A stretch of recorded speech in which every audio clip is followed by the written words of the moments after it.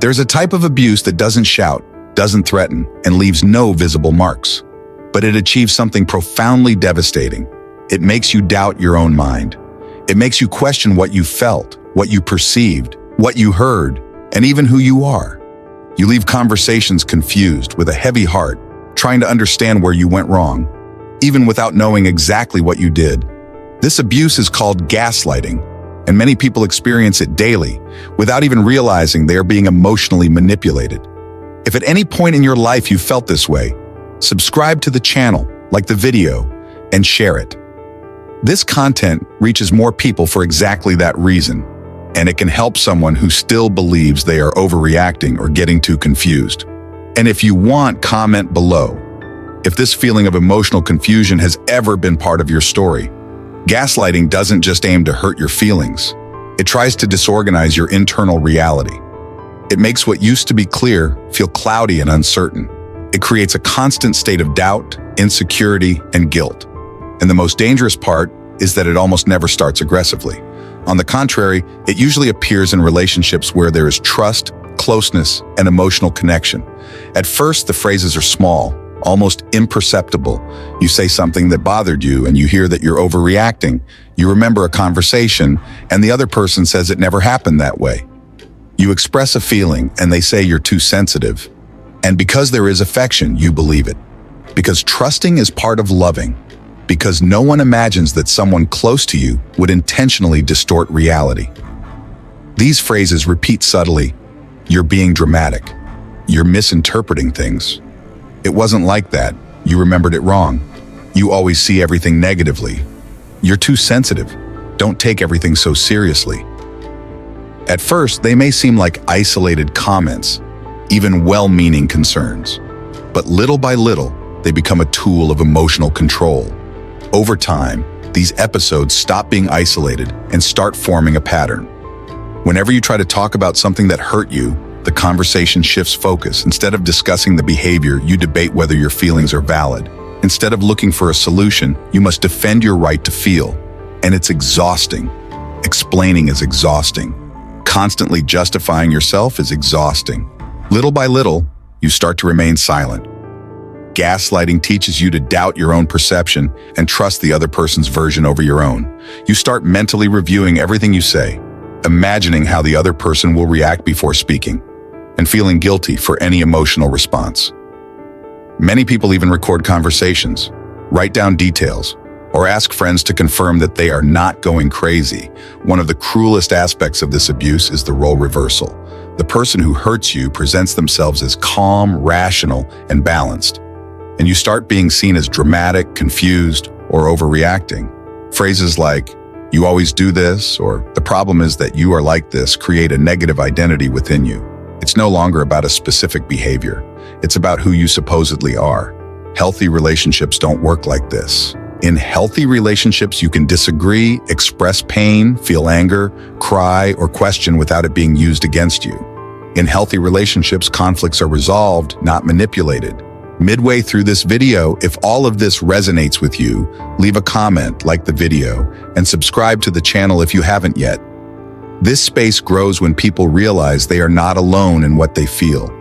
Gaslighting starts quietly, but its consequences are visible and profound. Self-esteem begins to crumble. You start doubting your own decisions, your judgment, and how you relate to others. Friends, family, and colleagues may notice you've changed. You've become more cautious, insecure, or withdrawn. It's common for the manipulator to also use emotional isolation. They might say things like, "Your friends don't understand you like I do," or "They don't want what's best for you like I do." This pushes you away from people who could offer perspective and support, increasing your emotional dependence on the person causing the gaslighting. A classic example that many people recognize. You comment on something the other person did that hurt you, and they respond, "I didn't do that, you're making it up." When you insist, the reply comes loaded with patience or irony. You remembered it wrong, you're confused, you're tired, you're overreacting. Each repetition reinforces the internal doubt. After months, maybe years, you ask yourself, am I really confused or just too sensitive? And here's a crucial point. You are not crazy. You are not overreacting. Feeling pain, confusion, or constant self-doubt is not your fault. It is the effect of the silent emotional abuse that is gaslighting. Gaslighting doesn't only occur in romantic relationships. It can happen in friendships, family relationships, and even at work. Colleagues who constantly invalidate your ideas, family members who deny past events, or friends who make you feel exaggerated. These can all generate the same pattern of mental confusion. In the long term, experiencing gaslighting without realizing it can cause anxiety, insecurity, fear of expressing yourself, and even depression. But here's the hope. It is possible to regain clarity and inner confidence. The first step is recognizing the pattern. It's not about blaming yourself for believing or staying silent. It's about identifying that there is a pattern that diminishes, confuses, and manipulates. Next comes validation, acknowledging that your feelings are legitimate and that you have the right to trust your own perception. Often, the third step involves setting clear boundaries. And here's a key point. Setting boundaries is not selfish, cold, or vengeful. It's self-care. It's reclaiming your identity. It's understanding that love and respect do not confuse the mind. Midway through the video, if you haven't subscribed yet, like and comment about your experience. This not only strengthens the community, but also helps more people realize they are not alone in this cycle of confusion and manipulation. Another important point, those who gaslight rarely admit mistakes or apologize sincerely. They often say things like, "You're overreacting again," "I was just joking, you can't take a joke," or "You always think negatively." Each of these phrases is a control tool, undermining your confidence and reinforcing emotional dependence. When you begin to recover and trust your perception again, many people may react negatively. This is expected. Confusion kept you vulnerable. Clarity threatens control. This is when you learn something essential. You don't need approval from someone who doesn't respect your perception. Recovering from gaslighting takes practice and patience. It means constantly reaffirming, I can trust what I feel. I can trust what I remember. I can trust my intuition. Every small act of self-trust is a victory.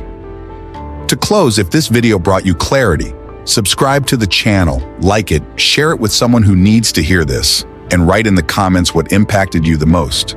Your participation keeps this space alive and helps more people recognize the invisible abuse that is gaslighting. Remember, those who confuse your mind don't deserve to control your reality. Your clarity is worth more than any relationship based on manipulation. Here, at the Unmasked Heart, the truth always comes before illusion.